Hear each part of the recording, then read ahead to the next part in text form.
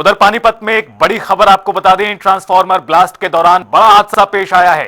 पानीपत की ये तस्वीरें हैं, कमरे की दीवार गिरने से मलबे में दब गए मजदूर। हादसे में महिलाओं, बच्चों समेत 11 लोगों को चोटें आई हैं। घायलों को सिविल अस्पताल में भर्ती कराया गया है। और ट्रांसफार्मर में ब्लास्ट के बाद की स्थिति किस तरह की थी कमरे की, वो आपको अंदाजा लग रहा था। और उसके बाद देखिए किस तरह से इस पूरे हादसे में आपको ये बता दें कि बच्चों को भी चोटें लगी हैं, महिलाओं को भी चोटें आई हैं। पानीपत का एक पूरा मामला है जहां ट्रांसफार्मर की ब्लास्ट के दौरान यह हादसा हुआ, कमरे की दीवार गिरी। इस घटनाक्रम में मजदूर दब गए। हादसे में महिलाओं, बच्चों समेत कुल 11 लोग चोटिल हुए हैं। घायलों को अस्पताल में भर्ती कराया गया है। शेरा गांव स्थित चौधरी फार्म हैचरी में सो रहे थे लोग। कमरे के पास ही रखा यह ट्रांसफार्मर और जनरेटर था जिसमें ब्लास्ट हुआ। और धमाका इतना तेज था, धमाके का असर इतना ज्यादा था कि दीवार गिर गई। जिस कमरे के अंदर ये तमाम लोग सो रहे थे, मजदूर सो रहे थे, दीवार गिरने से ये तमाम लोग इसकी जद में आ गए और इस तरह से बुरी तरह चोटिल हो गए हैं। शेरा गांव स्थित चौधरी फार्म हैचरी का मामला है जहां पर तमाम लोग सो रहे थे, लेकिन कमरों के पास में ही ट्रांसफार्मर रखा हुआ था जिसमें ब्लास्ट हुआ। और देखिए किस तरह से तहस नहस हो चुका है ये पूरा जो कमरा है। दीवार टूटकर गिरी है जिसमें दबने से चोटिल हुए।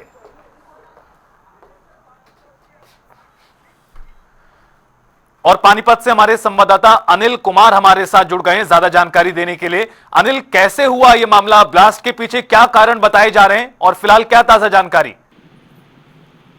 जी बिल्कुल, मैं आपको बताना चाहूंगा पानीपत के गांव शेरा का ये मामला है जहां पर एक पोल्ट्री फार्म था और पोल्ट्री फार्म के अंदर एक जो ट्रांसफार्मर है वो रखा हुआ था। ट्रांसफार्मर के अंदर जो ब्लास्ट हुआ, वहीं बता दें कि इस ब्लास्ट के कारण जो दीवार थी वो दीवार गिर गई और जिसके कारण करीब 11 लोग इस हादसे का शिकार हुए हैं, जिसमें 7 बच्चे शामिल हैं और 2 महिलाएं शामिल हैं। बता दें कि 7 बच्चे जो कई बच्चे आसपास खेल रहे थे, जो ट्रांसफार्मर में ब्लास्ट हुआ उसका जो तेल है उसमें वो झुलस गए और बाकी जो अन्य है जो घर के अंदर मौजूद थे और दीवार गिरने से कहीं ना कहीं चोटिल भी हुए हैं, जिनको घायल अवस्था में इलाज के लिए पानीपत के सिविल अस्पताल में भर्ती करवा दिया गया है। और बता दें कि अभी इसके जो ब्लास्ट के पीछे के जो कारण है कि ट्रांसफार्मर के अंदर कोई खराबी थी या बिजली निगम की तरफ से कोई अलग कोई समस्या थी, वो अभी सामने नहीं आई है। हालांकि सूचना मिलते ही पुलिस जरूर मौके पर पहुंची थी। जो बिजली निगम के कर्मचारी अधिकारी कोई भी मौके पर नहीं पहुंचा।